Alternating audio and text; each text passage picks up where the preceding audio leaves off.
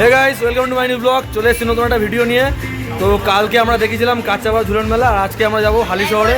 আর এখন আমরা আছি আমাদের কেকপাড়ে কফি হাউসে। ওইদিকে রিয়া আছে, ভাই আছে, ঠিক আছে। অমিত দা, যাবো তো হালি শহর মেলায়।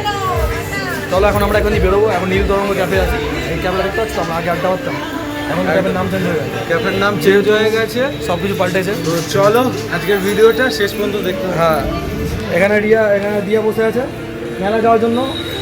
অনেকক্ষণ অপেক্ষা করি, চলো দেখা যাক। Watch till then, enjoy the cinematic shorts.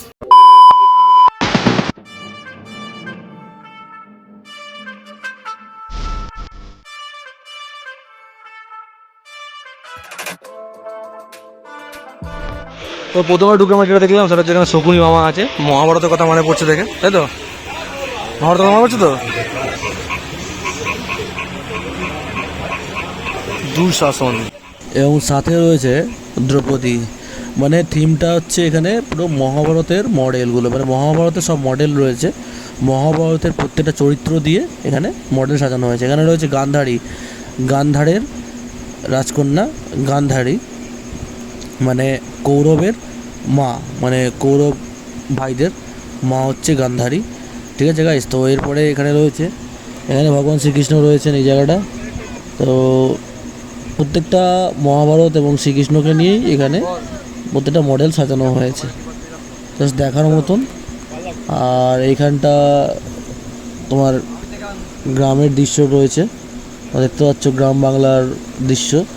আর এবার আমরা পুরোহিত মশাই আমাকে তিলক পরিয়ে দিলেন, এবার আমি রাধাকৃষ্ণর দই টানলাম। এবং সবাইকে জানাই শুভ ঝুলন যাত্রার প্রীতি ও আন্তরিক শুভেচ্ছা। হালিশহর চৌমাথা বাজার ঝুলন মেলা সবাই চলে এসে, খুব সুন্দর ঝুলন মেলা হয়েছে আমাদের হালি শহরে।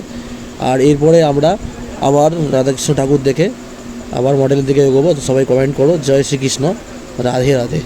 তো এখানে দেখতে পাচ্ছ এখানে পাহাড় টাইপের এবং জঙ্গল টাইপের, মানে পুরো পাহাড় নিয়ে এই জায়গাটা থিমটা করেছে। এখানে আছে বাবা বাসুদেব, ভগবান শ্রীকৃষ্ণকে জন্মের যে দৃশ্যটা সেটা এখানে তুলে ধরা হয়েছে। এরপরে রয়েছে ভীম এবং অর্জুন, মানে দু ভাই, মহাভারতের বিখ্যাত, মানে মহাভারতের প্রধান দুটো ক্যারেক্টার, মানে প্রধান দুটি চরিত্র, ঠিক আছে। এরপরে রয়েছে দুর্যোধন, যেটা হচ্ছে মহাভারতের হচ্ছে অন্যতম আরেকটি চরিত্র, মানে ভিলেনিয়াস ক্যারেক্টার যেটা বলতে পারো। এরপরে আছে ভীষ্ম, মানে পিতামহ ভীষ্ম, এটা খুবই ইম্পর্টেন্ট ক্যারেক্টার আমাদের মহাভারতের, পিতামহ ভীষ্ম।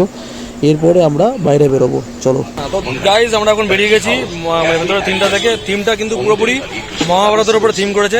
দেখতে পাচ্ছ ভীম ছিল, অর্জুন ছিল, পিতামহ ভীষ্ম ছিল। মহাভারত তো মহাভারতের উপর থিম করেছে। আর দুর্যোধন করেছে যে শকুনি মামা আছে, কিন্তু সে পুরো রিয়াকশন দেখাচ্ছে, মানে হেভি লাগছে শকুনি মামাকে দেখে।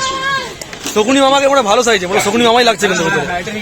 হ্যাঁ, তারপরে পিতামহ লাস্টে যে ছিল পিতামহ ভীষ্মটা ভালো লাগছে, লাস্টে ছিল পিতামহ ভীষ্ম, ঠিক আছে।